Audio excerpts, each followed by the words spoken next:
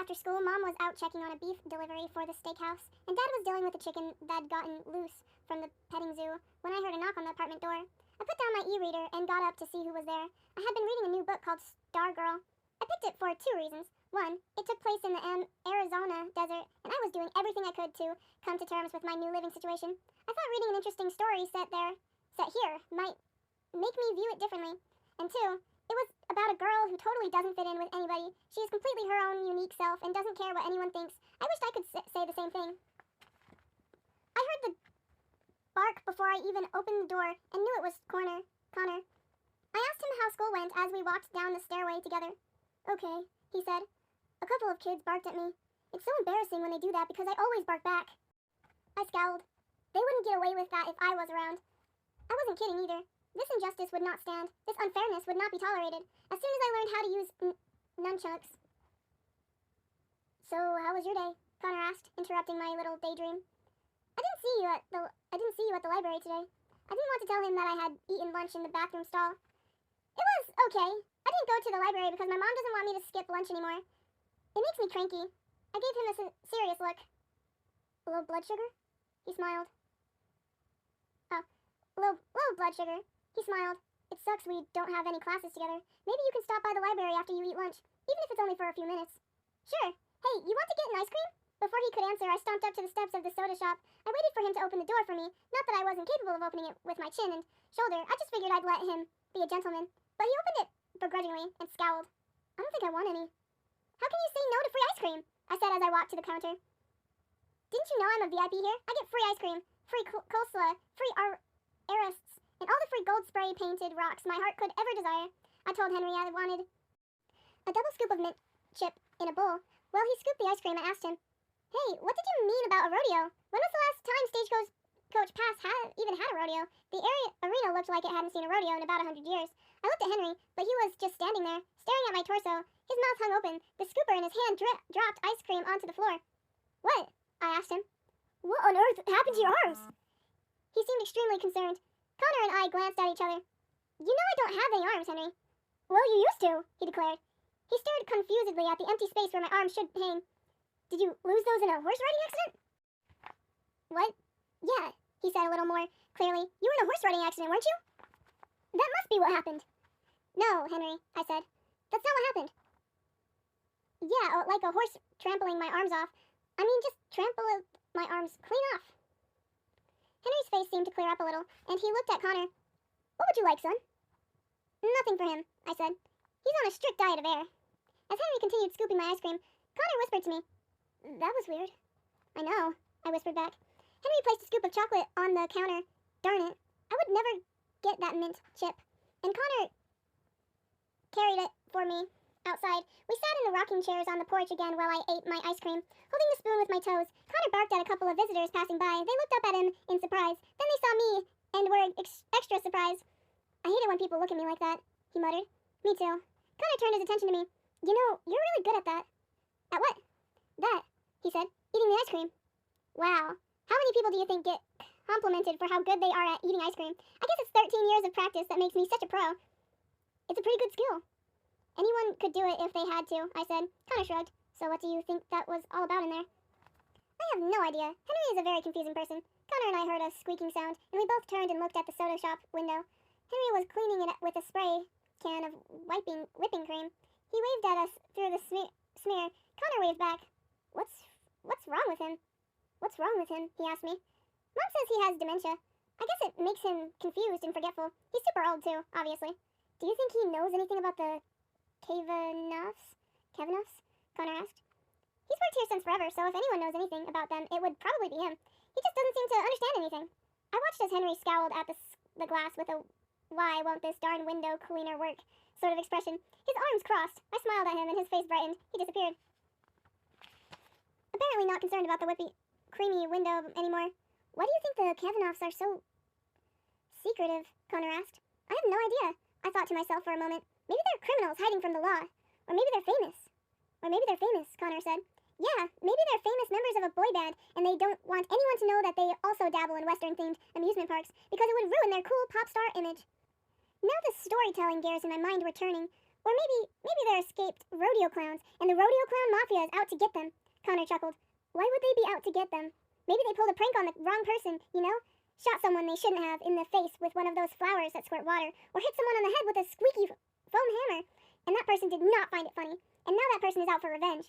I had to admit the theory was totally believable. Or maybe someone's already gotten their revenge on the Kavankoffs, Connor said. Maybe they're dead. He looked so serious that little goosebumps broke out on my legs. A loud beeping sound startled me. I looked down Main Street and saw a large truck backing up to the steakhouse. Mom walked outside with a clipboard in her hand. I turned to Connor. Have you ever pulled any pranks? I asked him, hoping to lighten the mood. He shrugged. My friends and I toilet paper at a teacher's house a couple of years ago. He grimaced. We got in a lot of trouble. What about you? Oh, well, no big deal, but I only pulled just the most awesome prank of all time. What'd you do? Connor asked excitedly. Back in 4th grade, we knew we were going to have a substitute teacher one day because our teacher had to go to a funeral, so my best friend Emily took those arms from one of her mom's mannequins. Why'd she have mannequins? She did a lot of sewing and stuff. I think she used them to model her clothes and take pictures or something. Anyways, Emily brought them to school in her backpack, but they were really big, so the hands stuck up out of the top. Connor laughed. Like zombie arms. Yeah, it was like Night of the Living Dead. So anyways, when we got to our classroom, our covert operation went into effect. Emily and another friend, Matthew, tried to help me secretly stuff the arms up the armholes of my long-sleeved shirt, but the tops of my arms were too big to fit up the sleeves, so we had the brilliant idea to stuff them down into the sleeves through the neck hole. The arms were so much longer than my sleeves that they stuck way out of the bottom, and I totally looked like a mutant with arms hanging down all the way to my knees. But we decided we came too far and had to go with it anyway. Matthew held both of the mannequin hands in his to hold the arms up. When the teacher called for us all to take our seats, I yelled out, Matthew, let go of my arms! And he pulled on the fake arms. The idea had been that he would basically pull my arms off and then hold them up over his head in triumph, howling like some wild barbarian. Cool, Connor said. Yeah, I agreed. It would have been. What our dumb 4th grade brains had failed to realize, though, was that because the arms wouldn't fit up my sleeves, they wouldn't completely fit down my sleeves either. The arms got stuck about halfway out. Matthew yanked on them and yanked on them, but they wouldn't come out of my sleeves. So what happened? Since the arms weren't coming out of the sleeves and our plan was totally falling apart, I started crying out, oh no, my arms! You're tearing my arms off! I can feel my arms being torn off at the sockets right now as we speak. Oh, the humility! My poor arms! Everyone was laughing, but the submissives just stared at us. Matthew gave up and went to his seat. So I did, too. My sleeves were so stretched out that the arms dragged on the floor next to me as I walked, and I had to maneuver around them to sit down at my desk. Connor covered his mouth. Oh no, did you get in trouble? No, the sub was actually pretty nice. She didn't tattle on me to the principal or anything like that, though she did make me wear those stupid arms until lunchtime. Connor laughed. I bet you looked pretty silly. Yeah. I don't know if I'd call that the most awesome prank of all time. Yeah, it was kind of a fail. Epic fail, Connor said. I looked down at my bowl of ice cream, already melting into a soup in the heat. I didn't feel like eating it anymore. After all, I had really wanted that mint chip. You want the rest of this? I asked Connor.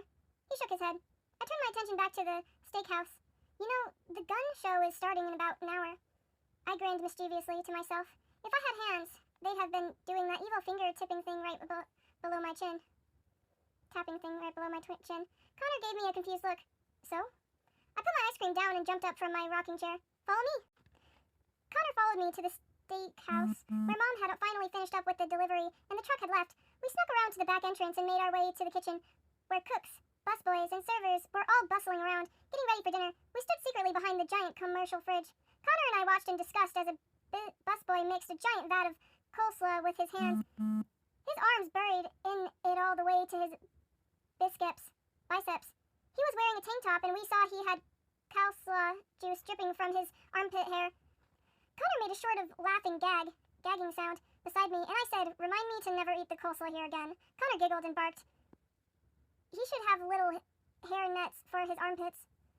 What y'all doing in here? We heard from behind us. I whirled around to find Josephine standing behind me, her arms crossed. Josephine had already introduced herself to me on the day we moved to Stagecoach Pass. She had come to Arizona from Texas when she was only a teenager and had been working at the park since forever. She was currently serving, hosting, and doing all kinds of jobs for the steakhouse, seeming to me like she ran the place. She was probably 80 years old, but she could still carry one of the giant trays that held a dozen bowls of cowboy beans. I thought quickly. Mom just told me to grab a couple of steaks for dinner.